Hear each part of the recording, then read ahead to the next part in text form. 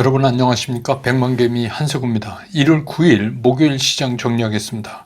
아침에 끝난 뉴욕 시장은 그 보합권의 혼조를 보이면서 장을 마쳤습니다. 다우하고 S&P 500 지수는 뭐 조금 상승하고 나스닥은 좀 하락했지만 각각의 그 폭은 그렇게 크지 않은 그런 모습이어서 시장에 좀 서 있는 것 같은 그런 모습이죠. 그 기본적인 이유는 그 연준의 향후에 그 금리 인하 속도가 좀 생각보다 느려질 수 있다는 우려, 이게 이제 밑에 깔려 있고, 또 어제 같은 경우에 또 채권 시장의 변동성이 좀 확대되면서 시장의 방향을 제대로 잡지 못하는 그런 모습이었고, 특히 이제 그 엔비디아의 젠슨 황이 그 양자 컴퓨터 그 사용에 대해서 좀 앞으로 생각보다 멀다 뭐 이런 발언하면서 양자 컴퓨터 관련 주들이 거의 뭐 폭락하는 그런 모습을 보였습니다. 우리 시장은 코스피는 출발은 0.2% 정도 상승하면서 어제의 여세를 몰아서 출발했는데 역시 오늘 이제 외국인들만 사고 개인과 기관은 매도 측에 서면서 시장이 그렇게 큰 폭의 상승을 할 수가 없었습니다. 그래서 뭐 장중에는 0.59% 정도 상승하는 그런 모습도 좀 보였지만 결국 지수는 이제 오후 들면서는 보합권에서 등락을 거듭하다가 장을 마감하는 그런 모습이었습니다.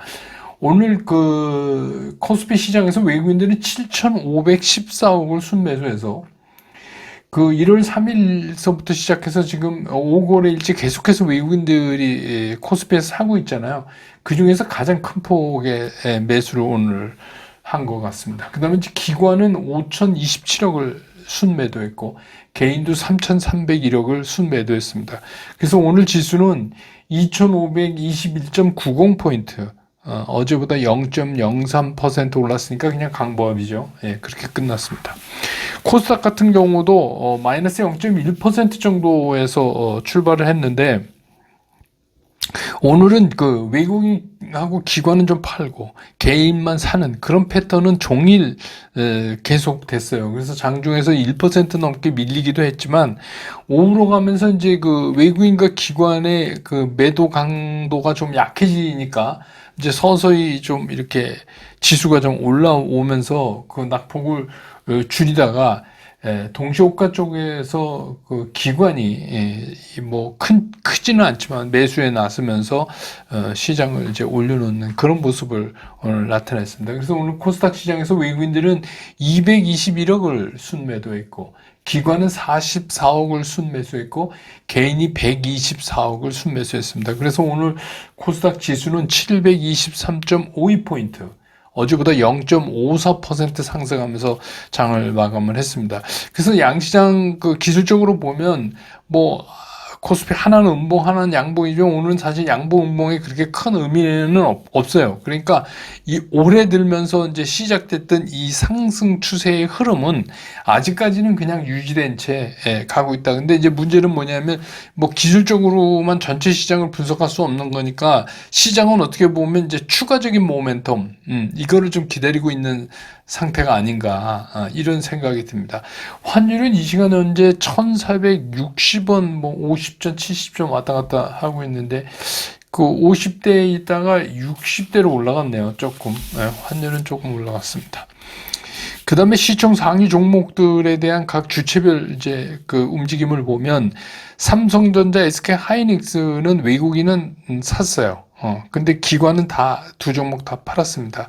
특히 삼성전자는 외국인들이 433억을 샀고 SK 하이닉스는 4,453억을 샀어요. 외국인들이. 반면에 이제 기관은 삼성전자는 1,836억을 팔았고 SK 하이닉스는 640억을 기관은 팔았고 그렇습니다. 그 다음에 이제 LG 에너지 솔루션은 오늘 이제 실적 발표 나오면서 외국계 기관이 동시에 다 큰 폭의 매도를 한 종목이 됐고, 삼성바이오는 그 외국인은 팔았고 기관은 샀고, 현대차도 크진 않지만 외국인이 7억 팔고 기관은 372억을 팔므로 해서 양 주체가 다 판 종목이 됐고, 반면에 이제 기아는 외국인이 802억을 샀고 기관도 31억을 사서 외국인과 기관이 동시에 산 종목이 되겠습니다. 그 다음에 이제 뭐 KB금융 정도가 외국인이 107억, 기관이 8억 정도 사고, 나머지는 서로 뭐 엇갈리면서, HD현대중공업은 외국인 기관이 동시에 다 오늘 71억, 23억 이렇게 팔았습니다. 근데 코스닥에 보면, 오늘 이제 그 코스닥에서 레인보우 로보틱스만 외국인과 기관이 동시에 샀어요. 99억, 113억. 그 나머지는 뭐 알테오세는 외국인이 20억 샀는데 기관이 230억이나 팔았고, 에코프로비엠은 외국인이 236억을 팔았는데 기관이 398억을 샀어요. 아시지만 이제 LG에너지솔루션은 외국인이 좀 사면서 이렇게 올라왔고, 에코프로비엠은 좀 한국 기관이 좀 관리하고 그랬었는데 기관이 오늘 이제 398억을 사면서 이제 주가는 올려놓은 그런 모습을 보였고, 에코프로는 뭐 양주체 다 파는 그런 모습이었습니다. 그래서 이제 오늘 이제 섹터별로 좀 움직임을 보면 유리기판 얘기를 안 할 수가 없죠. 그래서 뭐 이거 이제 새로운 섹터로 자리매김해 간다 이렇게 이제 말씀을 드렸었던 건데, 결국 오늘 이제 SKC가 쏘아올린 공 때문에 이 유리기판 섹터가 전체적으로 상승하는 그런 모습을 보였습니다. 물론 삼성전기는 아닙니다. 그러니까 여기서도 SK와 삼성전기하고 SKC하고 서로 엇갈린 흐름. 요새 이제 이 같이 충돌되는 부분이 많은데 항상 SK 쪽이 먼저 치고 나가는 것 같은 느낌이 들어요. 그래서 뭐 유리기판에 대해서 삼성전기는 곧 양산한다 뭐 이렇게 얘기 나왔는데, 뭐 아시지만 SKC는 100% 확인된 건 아니지만 엔비디아에 납품하는 걸로 이렇게 이제 얘기가 나오면서 그랬습니다. 그 다음에 이제 빼놓을 수 없는 게 전선하고 전력 설비죠. 이거는 늘 말씀드리지만 AI가 강조되면 강조될수록 더 관심이 갈 수밖에 없는 섹터라고 제가 여러 차례 말씀드렸죠. 심지어는 제가 골드러시 때 청바지하고 곡괭이 파는 사람이 더 돈 벌었다 이제 이런 얘기까지 드렸잖아요. 그러니까 이거는 뭐 뺄래야 뺄 수 없고, 좀 밀리면 편안하게 접근할 수 있는 섹터가 아닌가 싶은 생각이 들고, 또 정유하고 뭐 정유류 유통, 가스 유통 뭐 이런 쪽도 오늘 올랐는데, 이거는 뭐냐면 이제 트럼프의 에너지 정책에 대한 기대예요. 그러니까 이제 전통 에너지를 많이 이제 쓸 테니까. 근데 여러분 아시지만 이제 원유를 정제하는 리파이너리는 우리나라가 일가견이 있는 거 아니에요? 그래서 이제 리파이너를 하면 원유에서 뭐 납사도 나오고 그 밖에 이제 여러 가지 석유화학 물질들이 나오잖아요. 그런 이제 소위 말하는 어플리케이션 제품들에 대한 마진이 또 확대되고 뭐 이런 거를 이제 기대해서 오늘 좀 움직였고,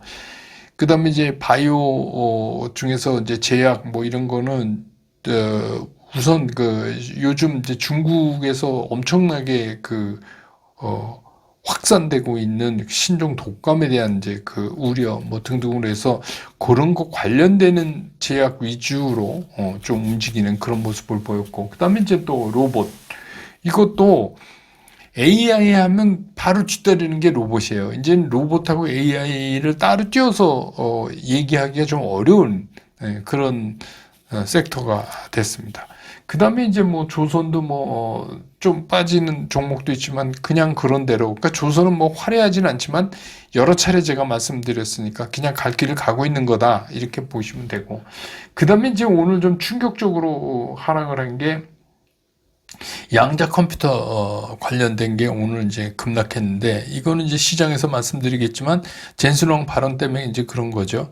그래서 오늘 이제 굉장히 큰 폭의, 우리도 좀 비교적 큰 폭의 하락을 했는데, 이거는 이제 뭐 너무 걱정하실 필요는 없는 것 같아요.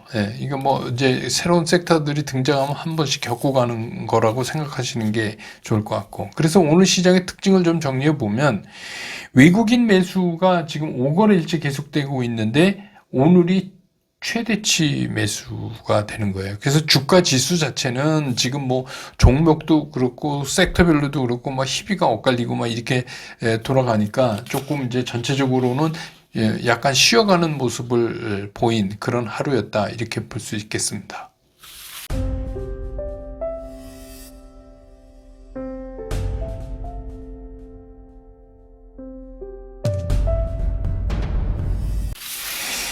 시장 좀 이제 들어가서 보면 이제 말씀드렸듯이 이 봄으로 가는 꽃샘추위가 제법 무섭습니다. 그렇게 녹록지가 않죠. 근데 한번 또 우리가 생각해 보면 뭐 이 정도의 부침도 없이 그냥 우리가 기다리는 증시의 봄이 그냥 쉽게 올 수는 없는 거죠. 그러니까 이제 뭐 그런 건 우리가 뭐 생각을 해야 되는데, 그런데 이제 요즘 시장에서 재미난 게 뭐냐면 뉴욕 시장도 그렇고 또 우리 시장도 그렇고 작년에는 뭘 우리가 신경 썼냐면, 작년에는 온통 우리가 그 제롬 파월 연준 의장이 무슨 말 하나 뭐 여기에 이제 신경을 굉장히 썼잖아요.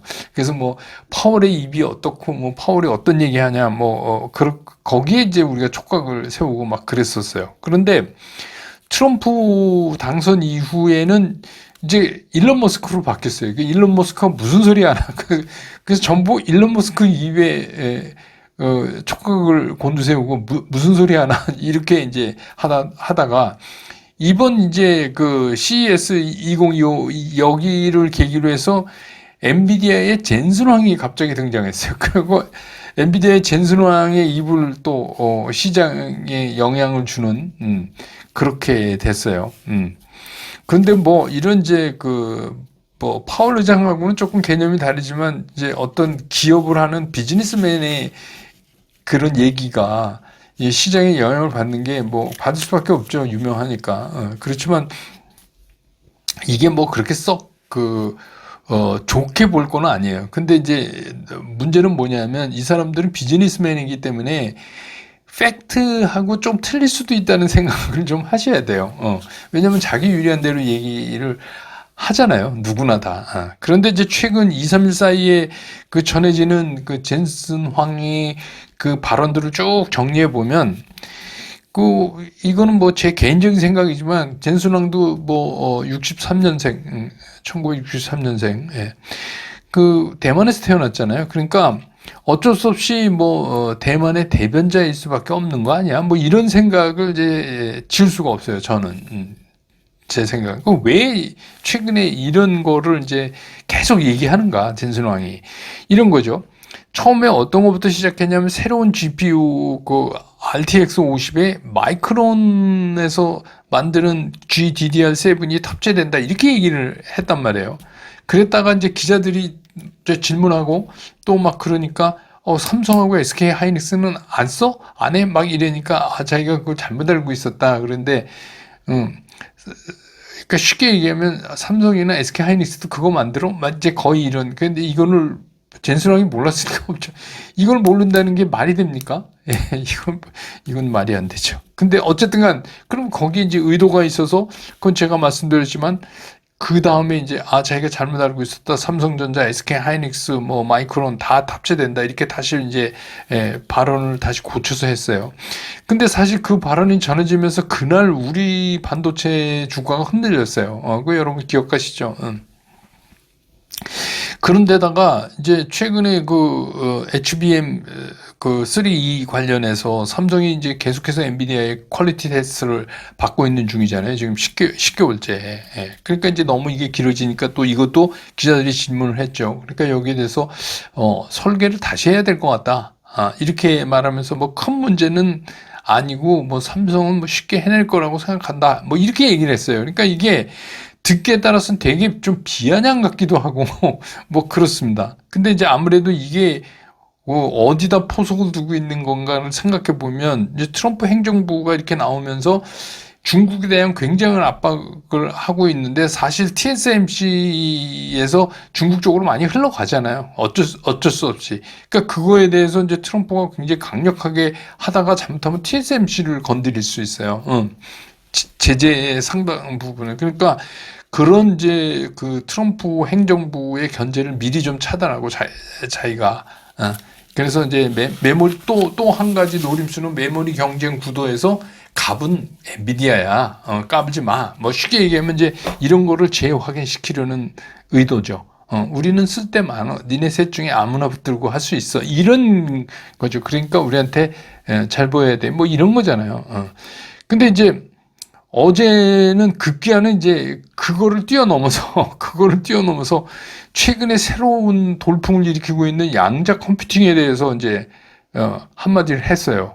젠슨 왕이. 이거 얘기는 뭐냐면, 우리가 유용한 양자 컴퓨터를 상용으로 쓰려면 뭐 20년 걸릴 것 같다. 뭐 빨라봤자 15년이면 굉장히 빨리 되는 거다. 그러니까 이제 물론 이거는 이제 젠슨 황의 개인적인 의견이에요. 근데 젠슨 황이니까 그냥 어떤 그 뭐 오디너리 이 피플이 얘기하면 그거는 안 되죠. 근데 이거 젠슨 황이니까 이제 이 얘기하니까 이게 시장에 이제 탁 그 충격을 준 거죠. 그래서 어제 이제 양자 컴퓨터 관련된 주들이 뉴욕 시장에서도 거의 이제 폭락을 가져왔어요.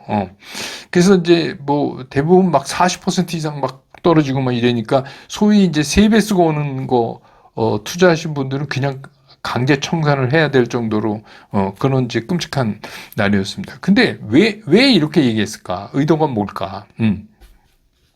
간단한 거죠.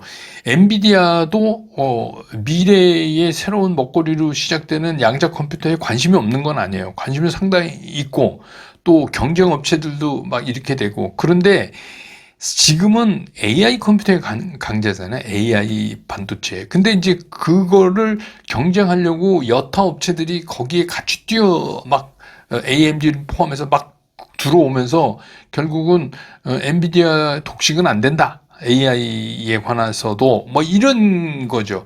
그러니까 어떻게 보면 최근에 엔비디아가 굉장히 많이 빠르게 올라다가 최근에 와서 엔비디아가 그 예전만 못해요. 주가 나가는 게. 예, 예전만 못한 거죠.